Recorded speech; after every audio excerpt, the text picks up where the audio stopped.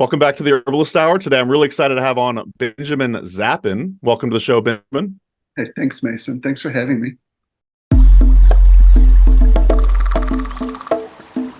Welcome to the Herbalist Hour.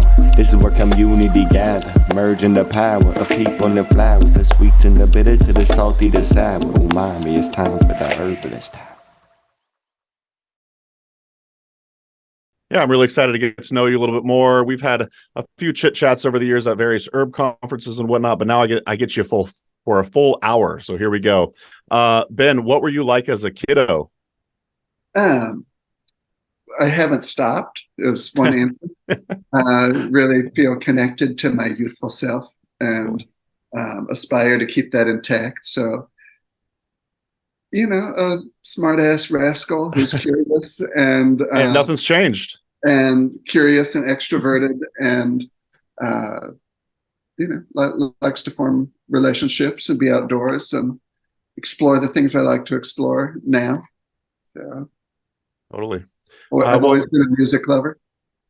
Yeah, and actually, I do want to get into that a little bit later. You seem to be a music aficionado. It looks like you may even practice music of some sort. But so what led you to the plant path, if you will? When did you start getting into herbalism and everything?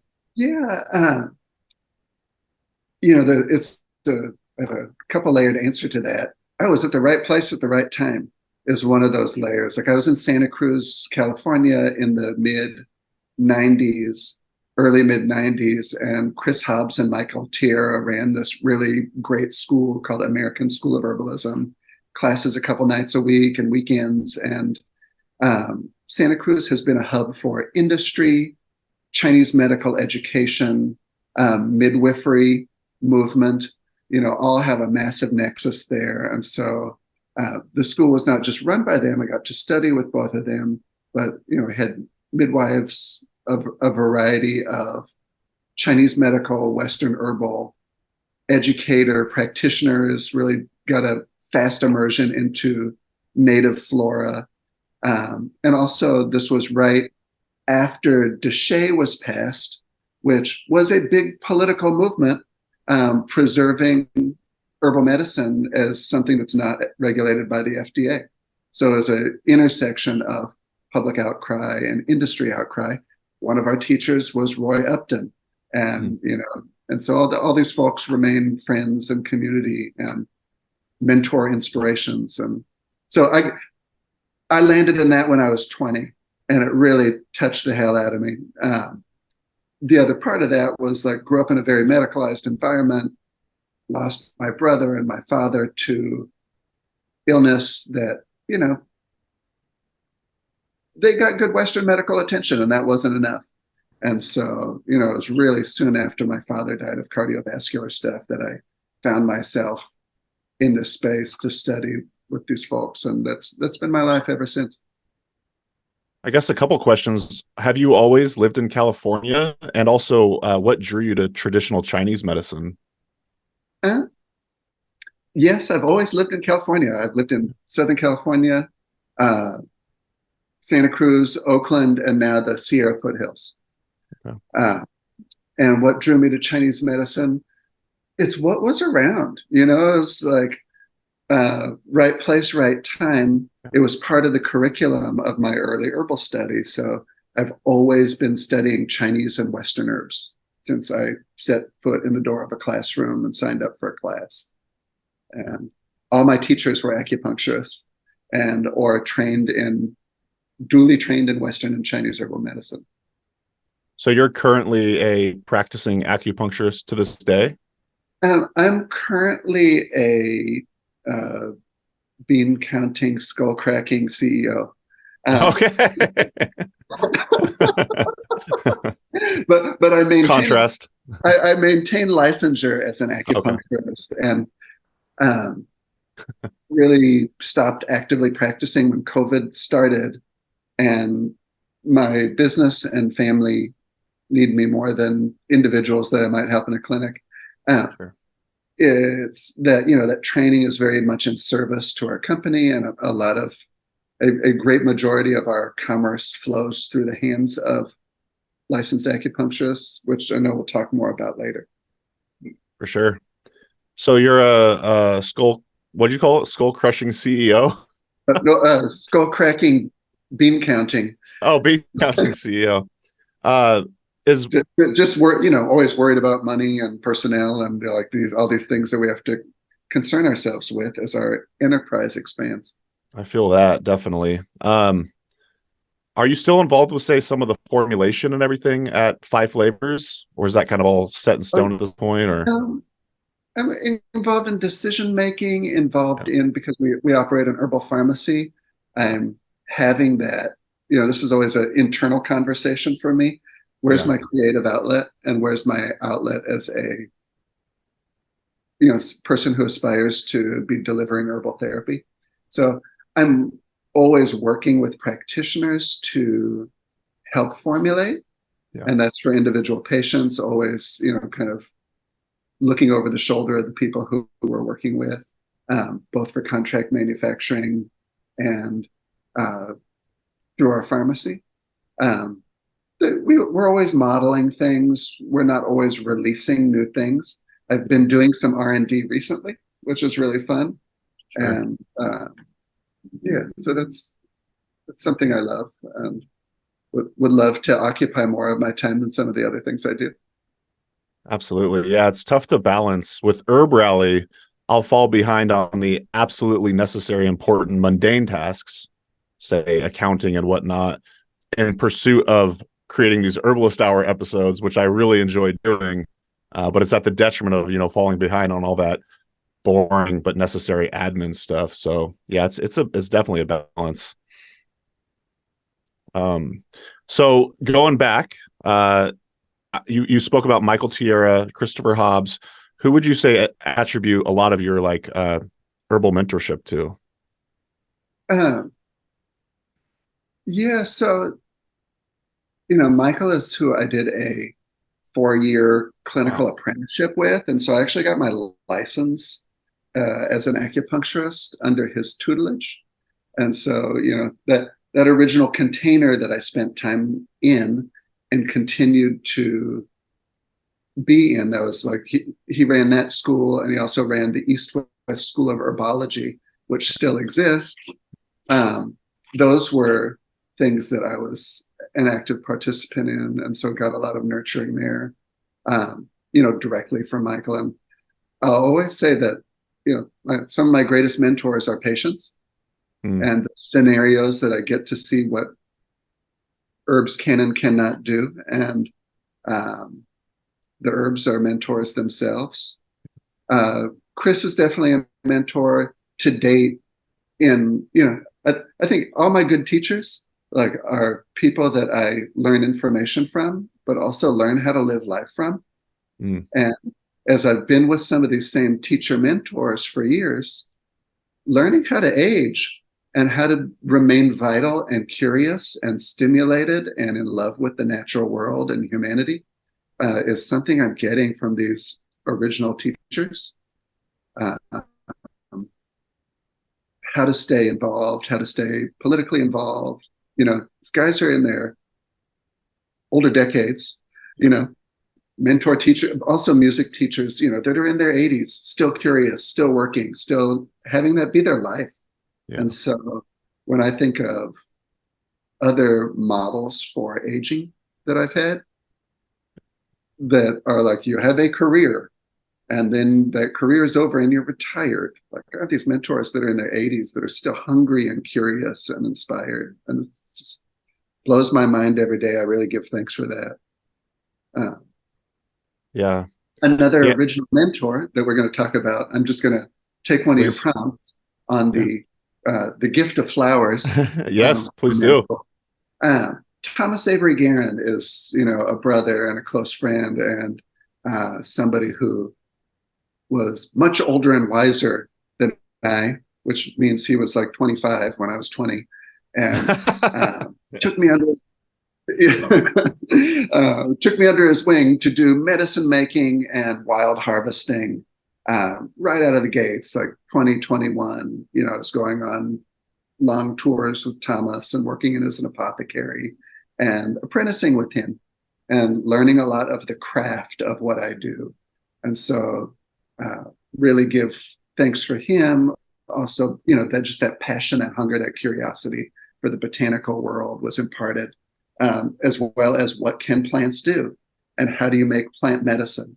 So, you know, now I run a botanical pharmacy and extract company that I received that mentorship and that inculcation into those roles. Like when I was very, very young, ostensibly, technically an adult, you know, from Michael and Thomas, and, you know, spent that time under their wings. So give thanks for those guys every day.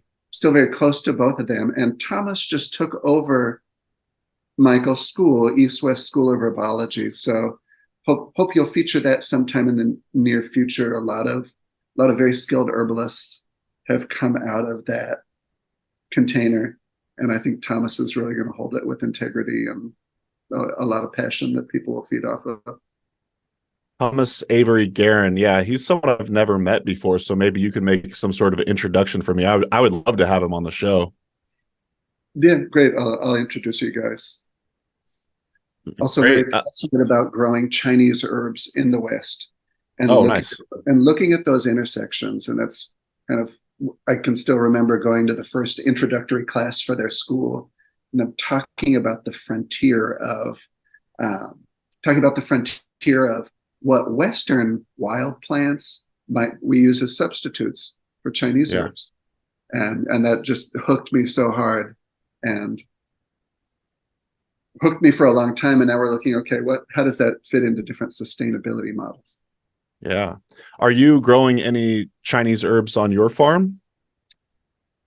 One thing that we've discovered is it's a lot easier to buy things from other companies and people who are doing things at scale and professionally.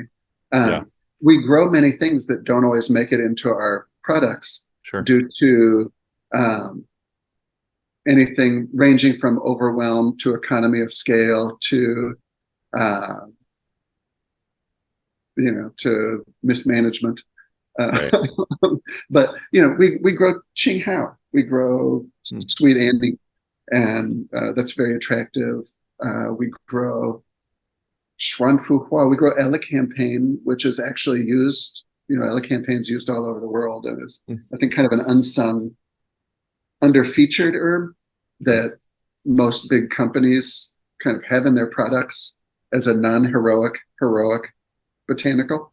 And the flowers are commonly used, very similar to Grandelia, as a respiratory antispasmodic that descends the lung qi.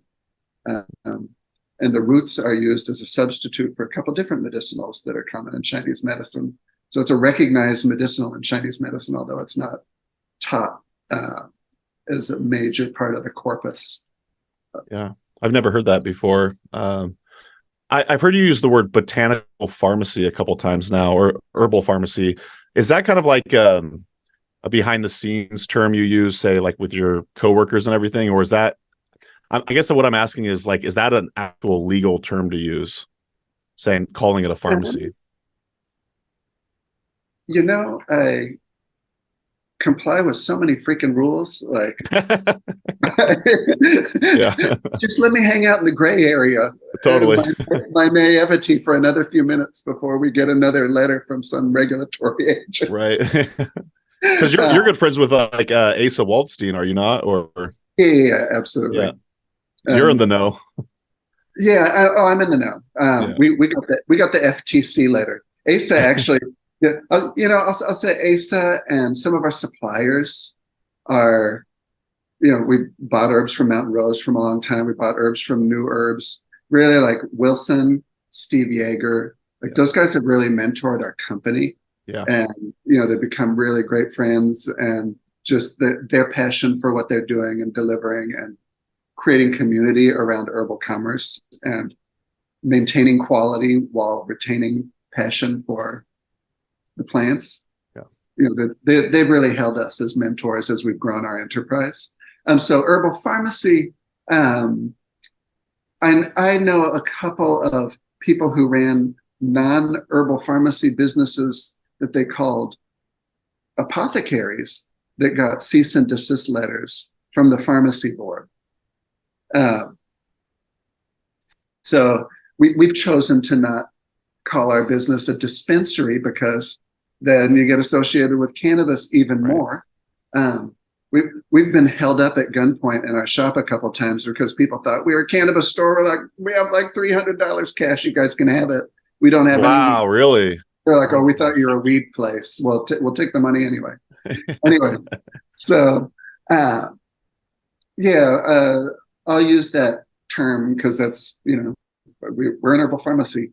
I think that's actually on our website, and until somebody comes and says stop doing that, we'll probably just keep calling it that. Right.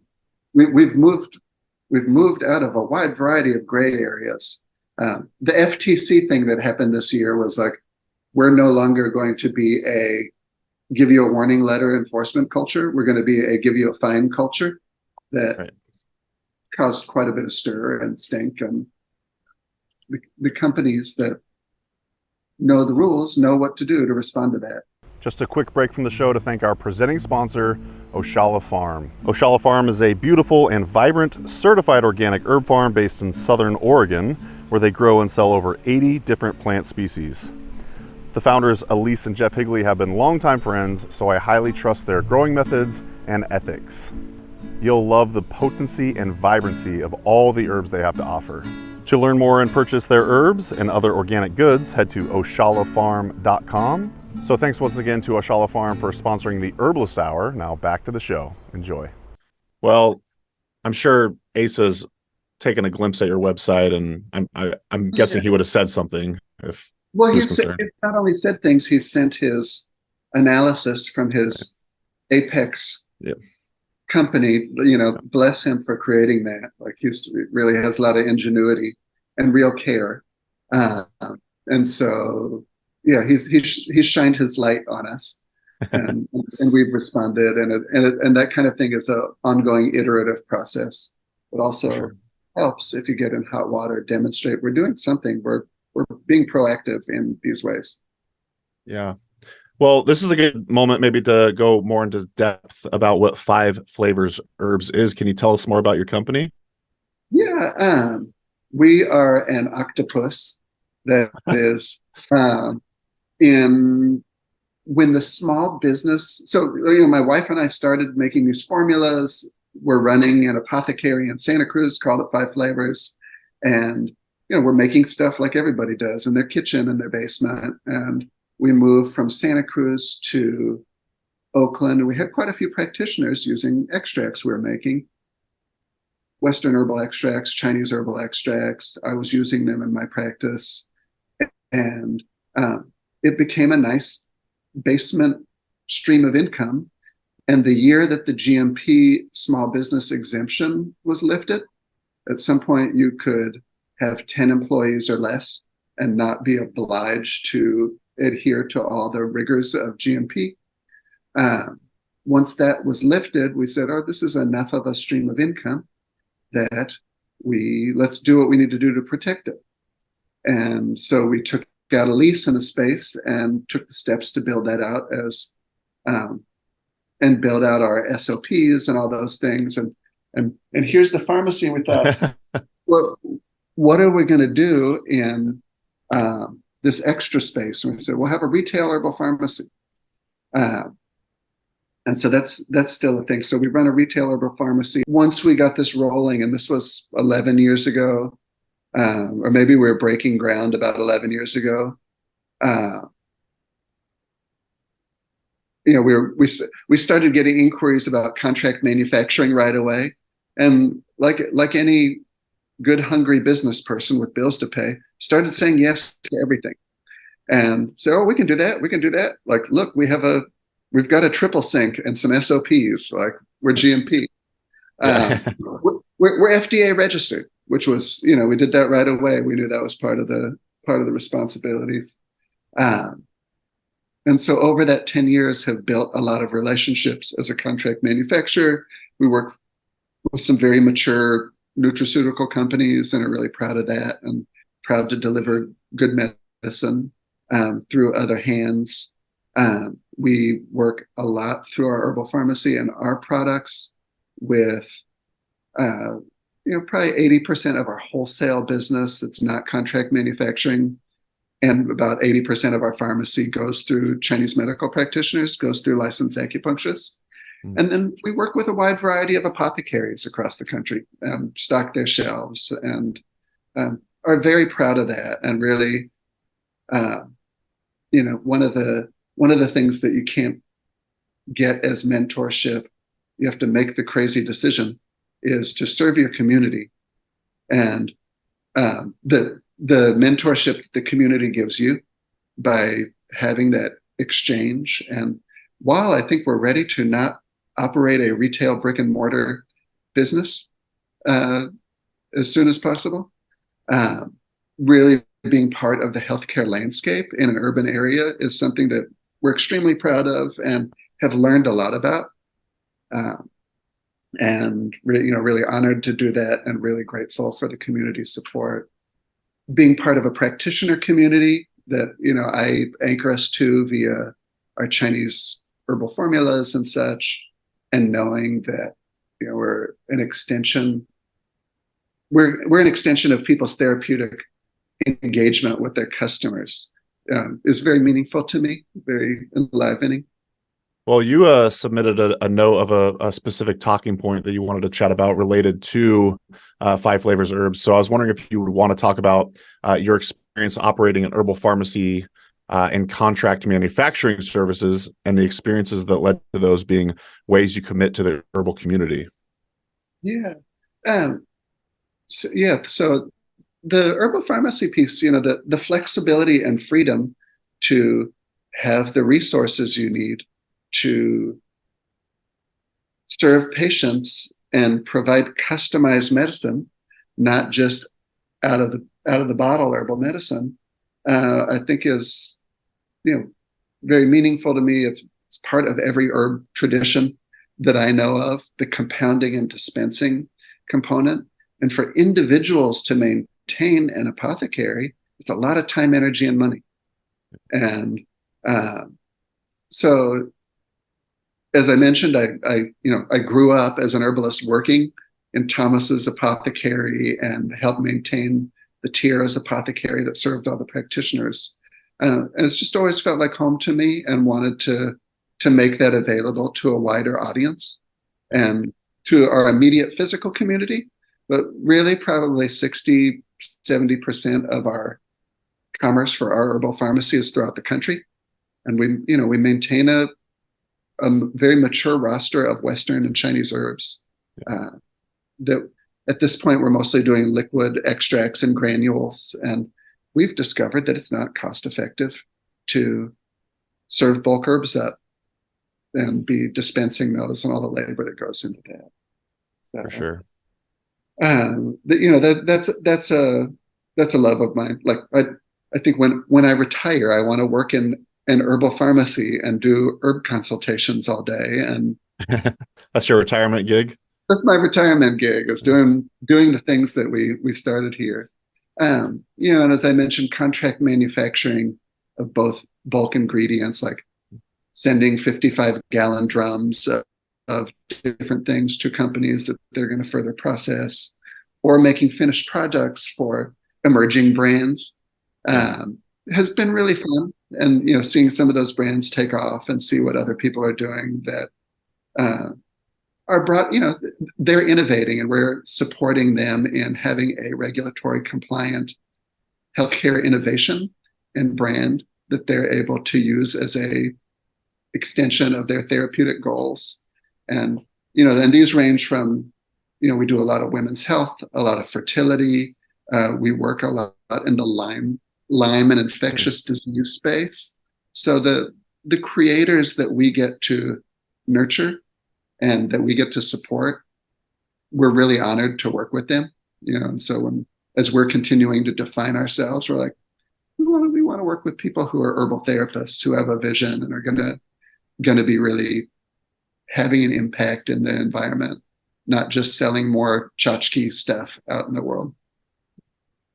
So seeing clients and whatnot is one of your dream retirement gigs. What role does how passionate are you about like teaching herbalism? Are you currently teaching, and do you want to do more of that in the future? Yeah. I love teaching, and I love getting to teach what I know really well. And the less I have to prepare for it, the better. Uh, it's something I've discovered. We've, Interesting.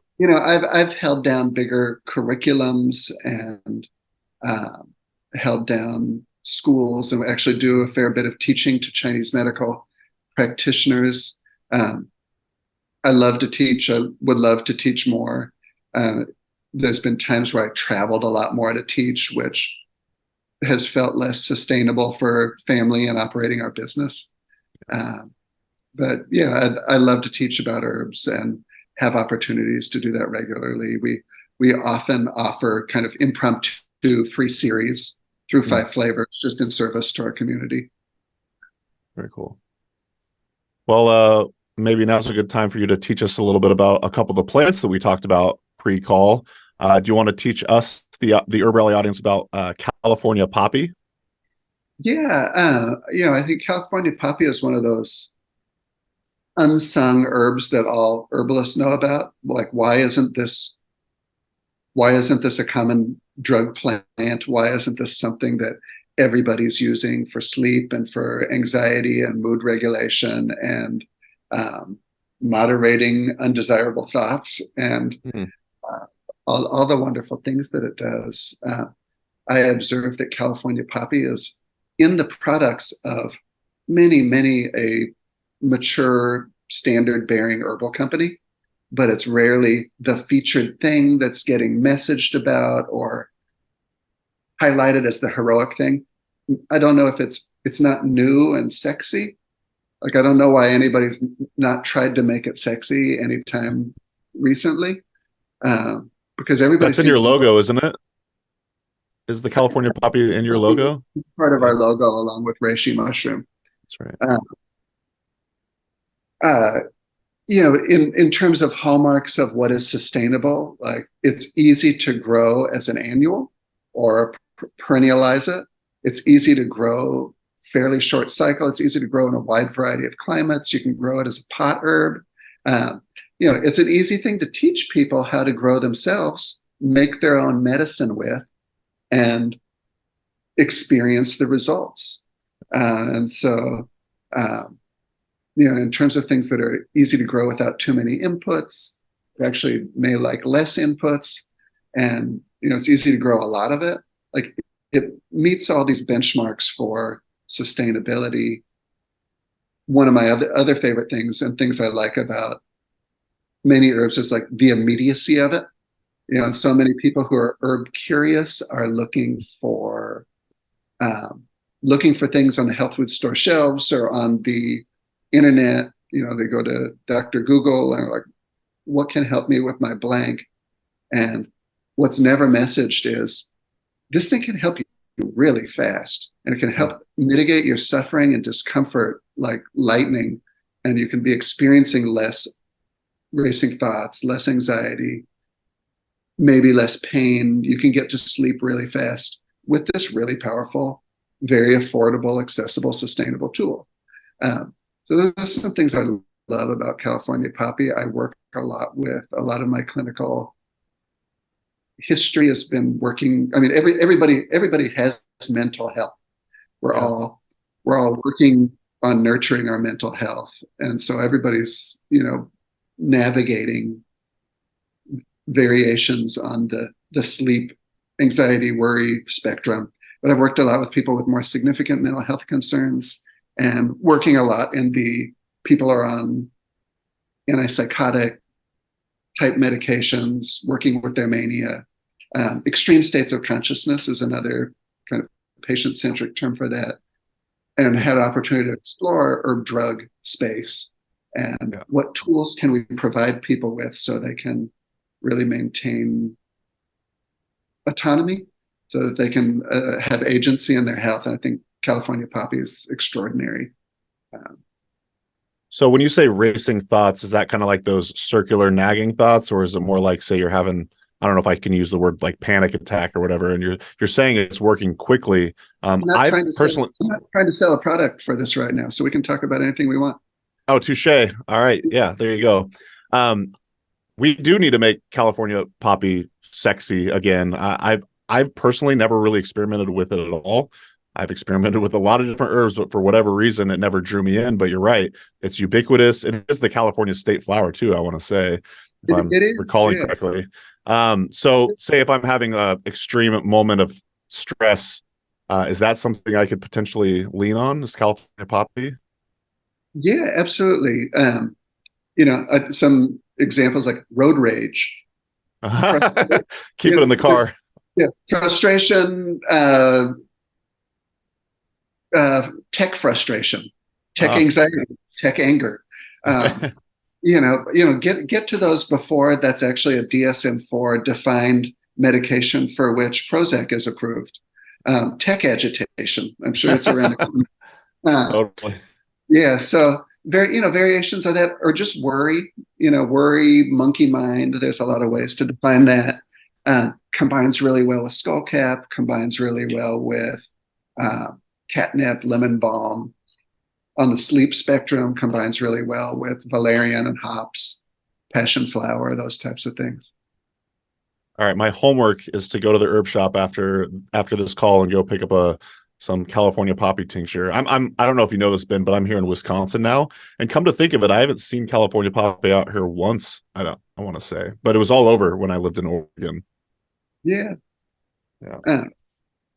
If you don't find it, let me know. I'll send you some.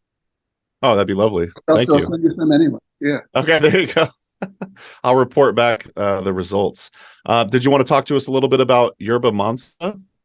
Yeah. Yerba Mana is Anamopsis.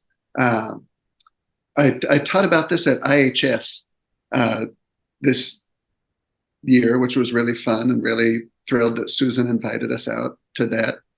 Our whole family got to go, brought our kids, awesome. And that was really special. And I also looked at the history of people teaching about Yerba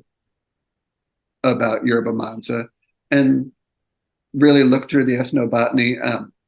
Probably pronounced her name wrong. Dara Seville. Oh yeah, Dara Seville. Yeah. Go check out her writing on Anamopsa or Yerba Mana. It's a mix of academic and passionate that I really, really love. I think that was maybe in the American Herbalist Guild Journal. And she's also maybe written a book about it too, but love those contributions. It's versatile, it's dynamic, it's a strong antimicrobial that you can use in formulation for fungi and bacteria and viruses, treats phlegm, can be used in arthritic, rheumatic type presentations, and can be used topically, internally.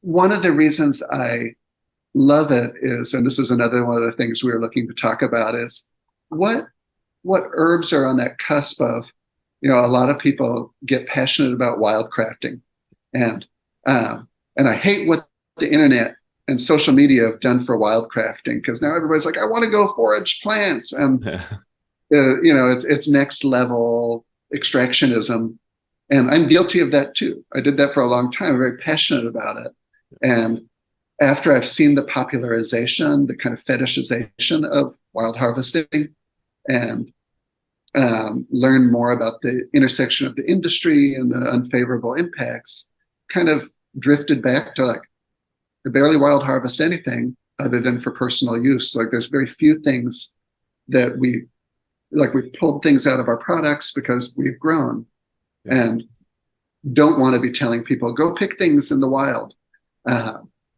So Yerba Mana is one of those things that I think is extraordinary, and think should be grown more. And I really like to highlight it as something that's fairly easy to propagate. We're growing a couple beds of it that it might be, and have discovered some other growers that are growing it on their property. And so we're able to source it now. And which reminds me, I need to contact some of those people. We're able to grow that and or source it from people who are cultivating it. So it's one of those things that's bridging the gap between potentially unsustainable wild harvesting in environments that are being encroached on by development, which Dara writes about very eloquently, is the history of development of the spaces that it used to grow very readily, and the history of the curation and decimation of that herb. And so long arc movements, this is why I really appreciate like what our friend Thomas is doing. And I know that a lot of big herb companies have made moves like this too that aren't always as visible. Investing in the long arc projects of agribusiness to make herbs sustainable. And, when there's something that has such a legacy in American herbalism like Yerba Mana does, that if it got as popular as some of the other things that are really valuable, it would go the same way as Golden Seal. And so we have an opportunity to be advocating for cultivation, farming, concurrently with advocacy about use and teaching about it. Did you say that article by Dara was in the United Plant Savers Journal? No, I think she had in the Journal of the American Herbalist Guild. Gotcha. Okay. She wrote a piece, but I've also looked at her dissertation. She got a PhD that was focused on this. And wow. Off the top of your head, I could just Google this, but I know yerba's herb. Do you know what mansa is, perchance? Lizard. You say, oh, lizard. Lizard. It's also in the Sauraraceae family, which is the lizard family. And it's closely related to the other, and they might be the only two genus in that family, Huia Cordada. And you'll see Huia Cordada in a lot of, it's a easy to propagate, easy to keep as like a landscape zone. And it's a Chinese herb called Yuxingcao, which means fishy smelling herb. And when you look in Yuxingcao or Huia Cordada, like you see it in garden centers throughout the United States. It's very common. It's eaten as a vegetable, but most of the actions and indications match up identically to applications of Yerba Mana. So it may be easier if you're Sauraraceae curious to access Huia Cordada than it is to get starts of. I think Richo sells starts of Yerba Mana, but Huia may be easier to get starts of and start propagating and start exploring. And just for the HerbRally audience, that's Richo Check over at strictlymedicinals.com. I bought lots of seeds and plant starts from him throughout the years, including I bought a live calamus plant from him. So he's got a wide variety of different herbs you could buy from him. Thank you for teaching us about Yerba Mana and California poppy. Did you want to go any more in depth on the whole wildcrafting front, or do you feel like you covered it there? Yeah, I think I covered it. I mean, I don't like to explain people and tell people what to do. But like we've taught like Thomas and I, with Chris Hobbs and some other colleagues of ours, have taught a lot of field study classes, and I've had that experience of going back over almost 30 years and seeing some of these spots, and seeing where things are flourishing, and also seeing where a variety of things have encroached on habitats and stands, and really think we need to be doing discipline studies on these things and focusing the energy on doing discipline studies of sustainability rather than saying, well, it's okay if I go out and I still, more often than not, I go to some of the places that I used to go to Wildcraft and just hang out and really appreciate the plants. Amen. Yeah, on the one hand, I really, go ahead. For anybody listening who hasn't tuned into it, tune into Howie Brownstein's. That's what I was just going to say. His guidance and his guidelines for that. You could probably say more about that, but honor his contributions to that dialogue. Well, yeah. So on the one hand, I want to say promoting wild harvesting on social media seemed like a beneficial thing in some ways, in the sense that you're getting people out in nature and connecting with nature and whatnot. But it also does seem kind of like it could be abused, and then all of a sudden you're having over harvesting of these plants that are getting popularized. Whereas what I would encourage people to do is, yes, go learn from, say, someone like Howie Brownstein, where they teach ethical wild harvesting, and it's over the course of a full year where you're, every time you go out into the woods, you're going over this 19 bullet point wildcrafting checklist. And then always at the bottom, it says wildcrafting is stewardship. But yeah, you really gotta know what you're doing. You can't just get like a 30-second clip from TikTok and think that you're, I don't know. There's definitely gray area. I feel different ways about it, but I highly encourage the listener to go to botanicalstudies.net, which is Howie's website. You can check out the wildcrafting checklist, but again, that's not enough. I think you really need to be a part of some sort of apprenticeship to learn these wildcrafting techniques. I was hoping, do you have any sort of advice for someone looking to become a clinical herbalist? Yeah, I mean, I think one thing, I really want to pay respect to American Herbalist Guild for having some guidelines and some curricular checklist that's a self-audit checklist.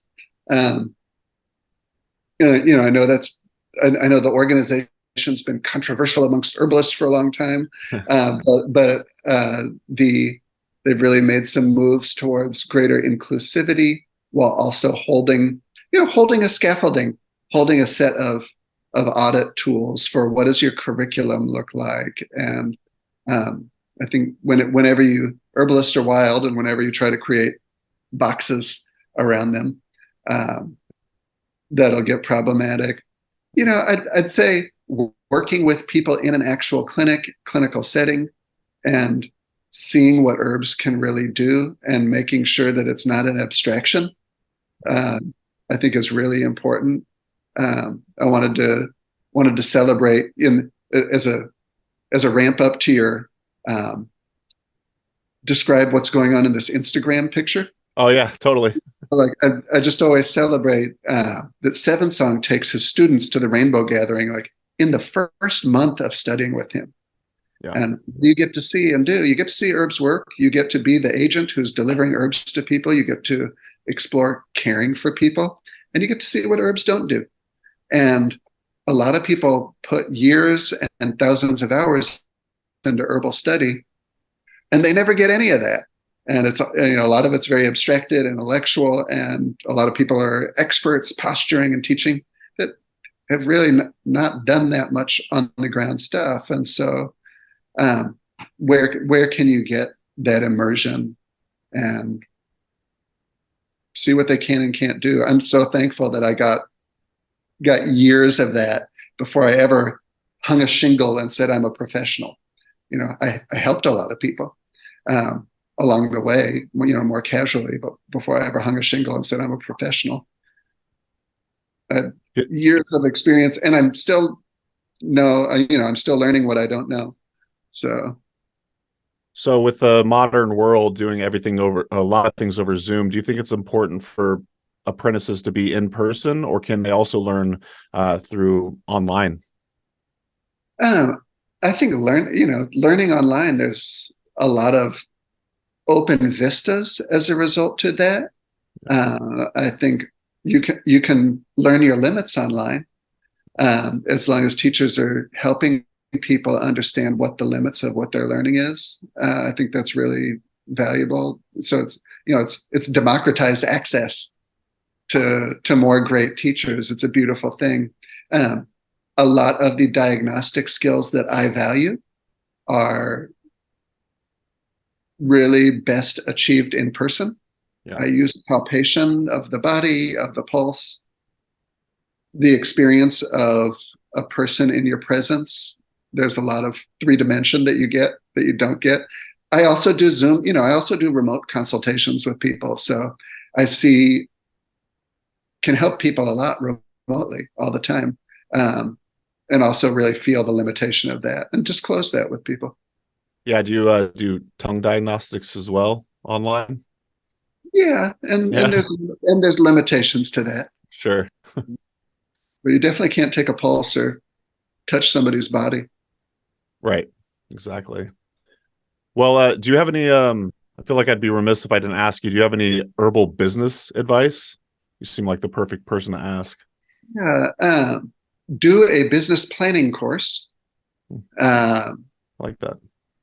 so, like, where are you? What, some of the advice I give people is like, what do you have to risk and lose? Because often people are asking me, should I take this risk? And sometimes that risk is a real risk. And I say, well, do you own a house or like have money that people can sue you for? And, or how much time do you have to risk in exploring this? I've definitely made choices in my life where I was leaving a stable stream of income to go do the thing 40 to 60 hours a week. And it didn't work out. And, so, what's the line?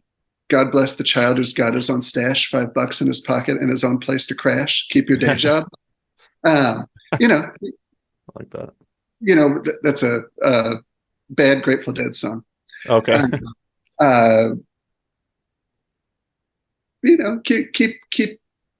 Keep your resources lined up so you're not exhausting yourself or burning yourself out.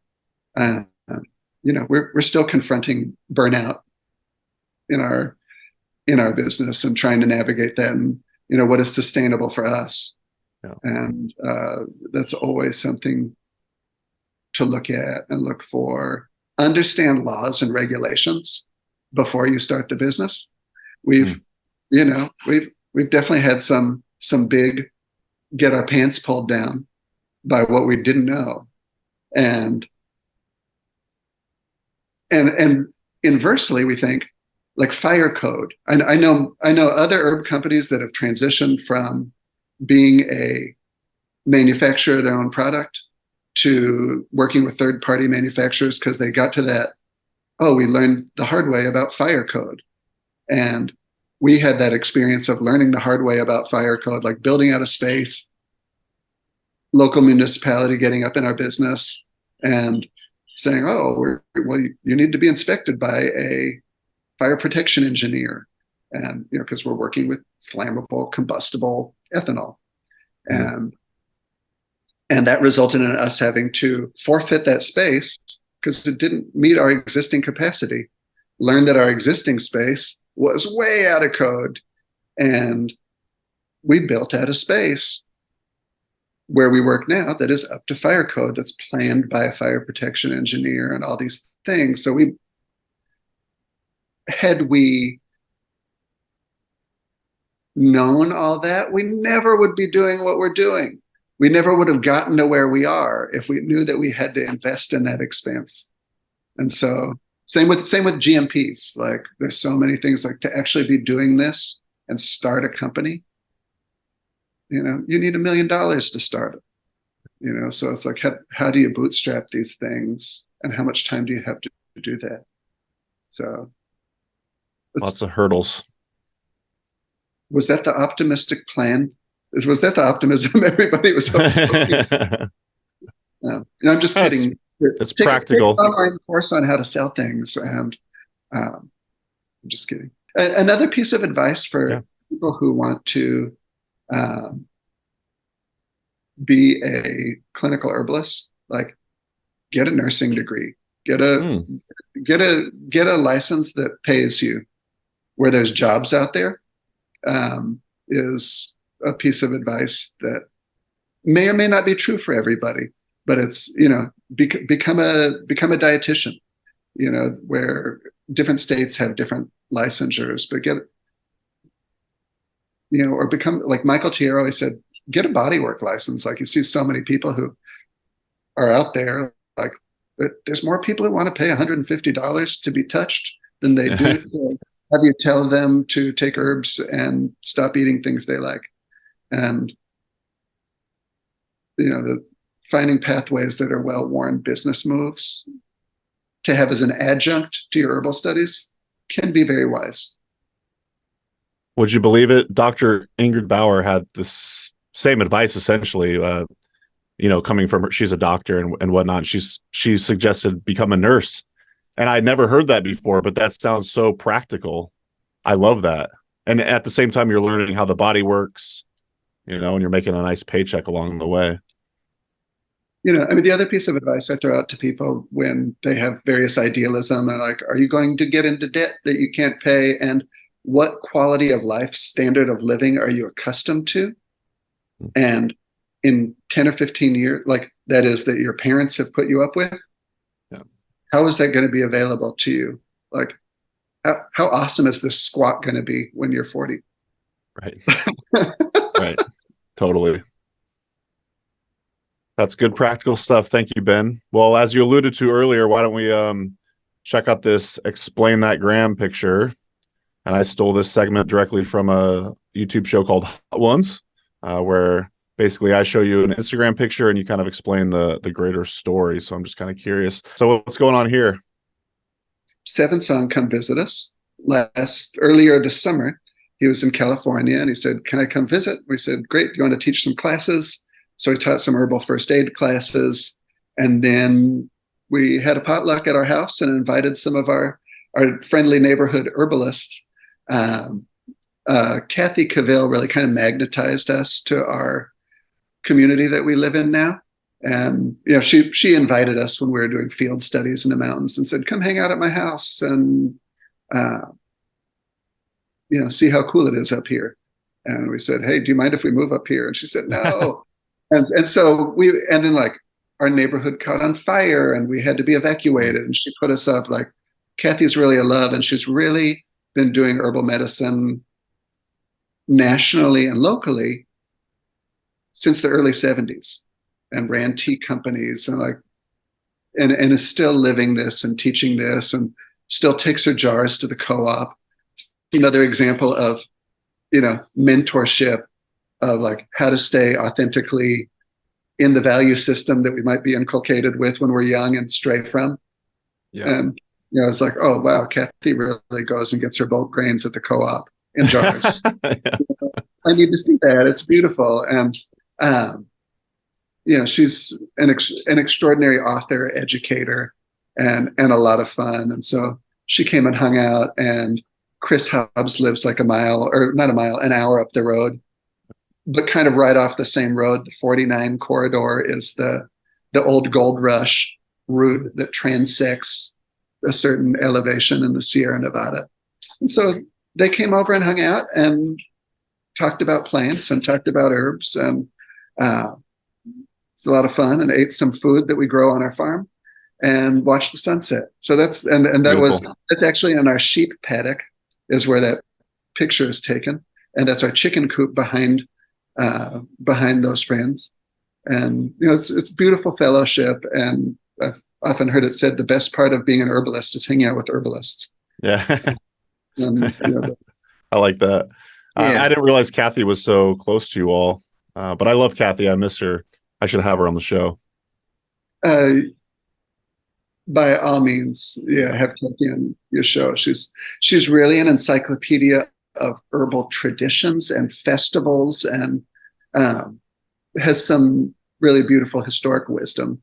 She also contributes a weekly radio show on our local, Pinko radio program. Really? I didn't know that. Yeah. Is it about herbs? Yeah, it's about herbs and plants and botanical culture of all sorts. Awesome. Is she still doing that that journal?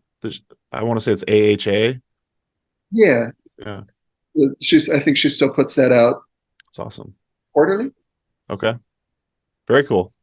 Well, we're about to wrap up here, but I really wanted to ask you, what's your relationship to music like? Like I said, you seem to be an aficionado, music obsessed person. So what's going on there? Hopelessly obsessive is what my relationship to music is like. Really love to, I grew up playing instruments, had piano lessons as a kid, decent school music programs. I mean, really pretty good school music programs in Long Beach, and played in big bands and marching bands and symphonic programs, and stayed through that in college, and played in some funk bands and stuff like that. And when I made more of a commitment to study natural medicine, I wasn't able to practice hours a day. But I've been a hopelessly devoted go see live music person, and I listen to albums all day, and I'm listening to live music all the time. Like really held that obsession since I was 4 or 5. Like needed to be on the radio, needed to be at the turntable. Have passed this on to my kids, and I still play woodwinds and I study guitar, and I like to, I have a series of music teachers that are still like who I hold in very high esteem and like to collect as friends and family, in addition to really trying to honor them by putting time into instruments. I just went to a week-long Brazilian music camp where I played saxophone, playing like big band music 8 hours a day, learning about all these different styles. And so it's a big part of where my heart and mind are at in any given moment. I've interviewed about 70 people for the Herbalist Hour now, and I want to say Grateful Dead's come up about 20 times. Would you say you're a Deadhead? I would say that, one of those, like, I only got to see Jerry play 150 times. and I'm reminded when I look on social media, like, that it's one of those things, like it's the only reason I wish I was older. And then I see people older than me having health concerns. So I'm like, okay, good reminder, or more burnout. So yeah, definitely like put a good hour a day into listening to some Jerry Garcia live recording on average. Yeah. And maintain a healthy obsession with that, which is amazing. Archive.org is incredible. Any chance you crossed paths with Steven Yeager back in the day at a show? Definitely at quite a few of the same shows. And I think you might have gotten mixed up with this for a minute, Mason, like being on the Steven Yeager text you at 1 in the morning, like the one in the morning Steve Yeager text chain. Yes. Which is a very exclusive and elite group that I'm totally. I still get those. Yep. You listen to this version of Queen Jane approximately from 1990. Oh yeah. I'm going to keep sending this until we talk about it. And, so we do a lot of that, and it's fun. It's like, Chris Hobbs also is like, oh yeah, I saw the Grateful Dead 75 times before 72, like real ground floor Bay Area heads that, that's like, I went and saw John McLaughlin and Zakir Hussain with Chris the other night. I spend 80% of my fellowship with Herbalists time talking about music. Yeah. So I won't out all the other heads out there that I, get high with or whatever. I shall remain innocent. And you said you passed along your love of music to your kiddos too? Yeah. They are equally really like, they turn me on to music. Like, Dad, have you heard the new King Gizzard album? Listen to this. Cool. And, like drove across the state, had like a 3 or 4 hour car drive with my kids. Our younger kid passed out, who's more like listens to some butt rock that is hard. Schooling us on old school metal. Like my 15-year-old daughter is like, we listened to 4 albums consecutively. Wow. And it was deep and it was beautiful. And it was really thoughtful listening and discussion of lyrics and elements of style. And I wish they were more dedicated to playing. For sure. It's one of those parenting gaffes, or it's like my desire to play music has resulted in them resisting and avoiding it. Yeah, absolutely. Well, thank you for sharing all you did today, Ben. That was a lot of fun. You got someone there? Somebody's coming in. No worries. Yeah, thank you, Mason. Thank you for having me. Absolutely. Yeah. Did you have any closing thoughts or want to plug anything? Or thank you for your contributions. Thank you. And you really honored your contributions and the heart that you brought to Mount Rose when you were there. And I love the segue into your current project and like what you're bringing out there for herbal medicine and how you're helping voices be heard. So much. Some of it's helpful for commerce, and some of it's just really using the tools, the technological tools that are available to us to broadcast really important voices. Thank you. Yeah, that's what I like to think my role is. So yeah, I really appreciate you saying that. Awesome. Well, we'll wrap it up and let you get. Oh yeah, go for it. In terms of plugging anything, yeah. If anybody wants to check out what we're doing, check out 5flavorsherbs.com. Send an email. The pharmacy resource, I think, is very unique nationwide, and we're always fishing for our next contract manufacturing customer. Absolutely. 5 Flavors Herbs, and that's flavorsherbs.com. Yeah, all spelled out.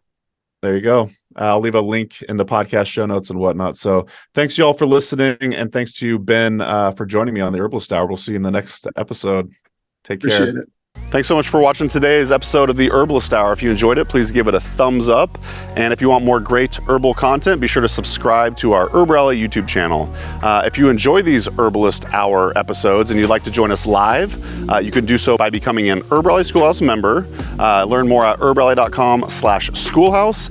And if you want to get your first 30 days for free, use coupon code YouTube30 at checkout. So our HerbRally Schoolhouse members get access to exclusive video classes, monographs, and a lot more herbal community discounts, along with joining these live Herbalist Hour interviews. So one more time, herballi.com/schoolhouse. Enter coupon code YouTube30 at checkout to get your first 30 days for free. All right, we'll see you in the next episode, and take care.